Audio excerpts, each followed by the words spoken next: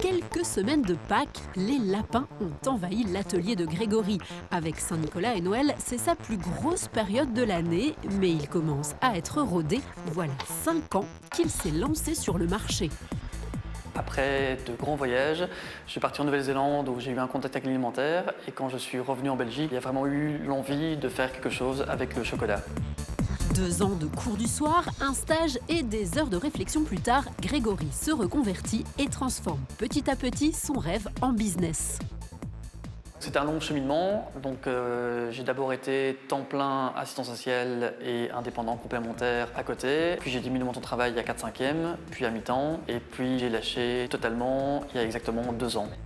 À ce moment-là, il passe d'indépendant en personne physique à société, une sacrée étape dans la vie d'un entrepreneur. Pour faire ce choix, il est aiguillé par un personnage clé, son notaire. Le passage en société, il se justifie lorsqu'on a une activité beaucoup plus à risque, puisque la société permet de bénéficier d'une responsabilité qui est limitée. En termes de fiscalité, il y a des moyens également qui peuvent être mis en œuvre pour s'en sortir de manière plus favorable. Une fois en société, plusieurs types d'entreprises sont possibles, avec en haut du podium la SRL, la société à responsabilité limitée, mais pas seulement. Il y a la SRL, la société anonyme, la société coopérative. Elles ont chacune leurs propres caractéristiques, mais clairement, celle qui est utilisée de la manière la plus courante, c'est la SRL, qui est une société extrêmement flexible. Il est alors temps de mettre en place les règles du jeu de la nouvelle société, ce qu'on appelle les statuts. Information sur le nom, l'objet, le siège social, l'organe d'administration, c'est une étape essentielle, et notamment lorsque l'on décide de lancer la société à plusieurs, comme Laurane, Charles-Édouard et Marine. Ensemble, ils ont créé Label Meunier en août dernier, une entreprise spécialisée dans la fabrication de soins cosmétiques 100% naturels à base d'huile d'exception.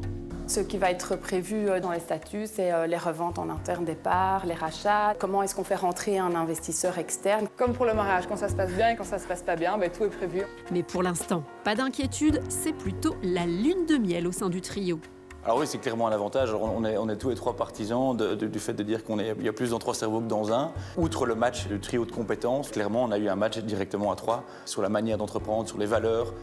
Les 3 se sont également partagés une partie du financement de la société à part égale, 33% chacun, de quoi bâtir le plan financier qui doit être remis au notaire. C'est un autre élément important lors de la création d'entreprise.